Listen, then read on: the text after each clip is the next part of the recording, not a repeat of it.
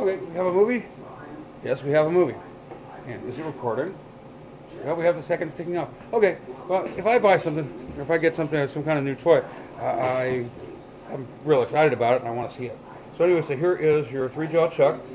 It is a model number HM306.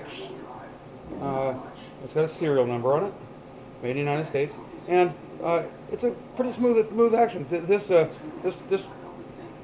collet end is what actuates the chuck back and forth, and it's a rather smooth item. This is a dead stop that I made for the chuck. It drops in here. It gives you a spot so when you're holding a piece, you can get a stop that's not moving back and forth. There should be another one of these that's longer. So I've got so you can stop a part anywhere you want in dead space. Here is a 5C, 16C to 5C adapter. I took a standard 1¼ inch 16C collet, and you can still use it for an 1¼ inch 16C collet.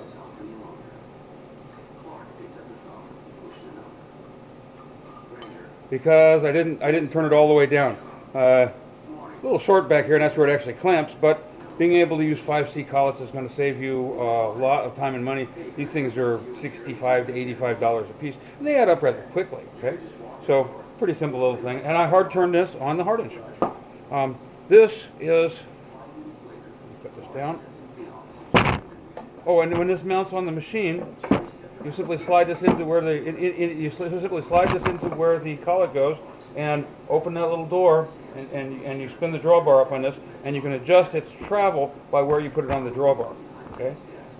Then there's 3 bolts to go through here. They're 7/16 bolts, I believe, or metric equivalent, and it works nice. It's counterbalanced. There's a counterbalance in here, so it'll go quite a few RPM. Although I've never taken it up to 5,000. That kind of makes me nervous.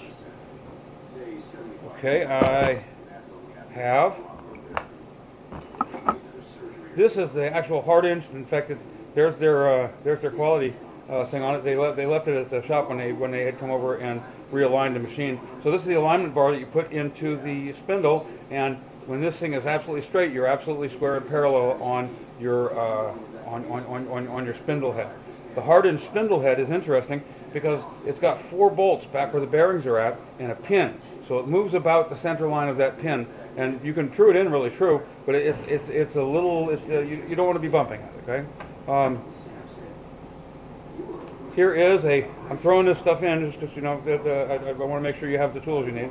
So here's a ER32 little collet chuck that'll fit into the 1-inch sleeves, because you have 1 1/8 tooling. And that makes for a nice way to be able to hold whatever size you have. The sleeves are nice, but they just don't hold all the different drills. And I went ahead and threw in another ER16. You probably really want to use the ER collets because they open and close 30 thousandths, and not like some of the other ones that open and close 15. And so here's a little miniature one that you can put you know, various drills and things in there. You can get up inside of small holes. So there's one of each because those are good sizes to get started with. Here's a nice little internal threading bar and an adapter that solid carbide and the adapter that I made. So that lets you get inside of, you know, smaller things and thread down on the inside of it. Okay. Here are a couple of blanks. Okay, I made these blanks. They're 1 1/8 right here. I was going to make various collet adapters for them.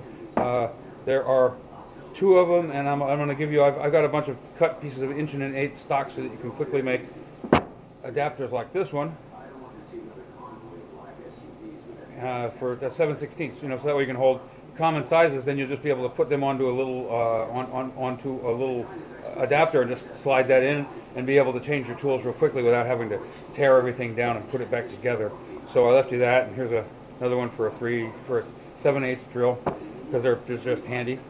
And you've got a batch of. And here's another one that has not yet been differentiated. It's 1 1/8 and it's bored through the middle, but I can put a set screw and bore whatever size holes you want. Makes a quick way to hold a drill or something that you have to get to pretty quickly.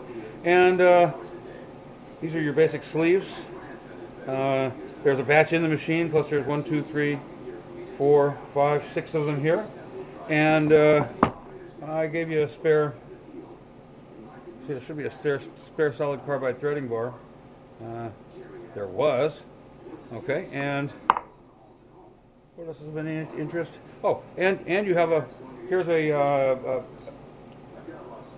center, a dead center. Okay, so this goes in the spindle, and you put what's known as a dog. So when you're doing between centers work, okay, they'll sit on the two centers, but drive dog will be something that you'll have on the outer part of the spindle that holds and clamps the parts and causes the part to rotate. Then you can actually do true between centers work, but people don't do that too much nowadays. But it sure it makes something if you put a good center on each side and you run something between center, it'll be absolutely true and straight. But the important thing is, if you don't get a good center, if you're kind of a little rough or that center, so they actually have center lapping machines that will lap that center into an exact true roundness, because you're never going to get a part more round than that center is. If that center is oblong, your part will come out oblong. Okay. Anyway, so there's a couple of things that are going along with this, and I've got a few of these homemade out of this was Keystock, but these are copies of some ISCAR groove turn tools that are kind of expensive.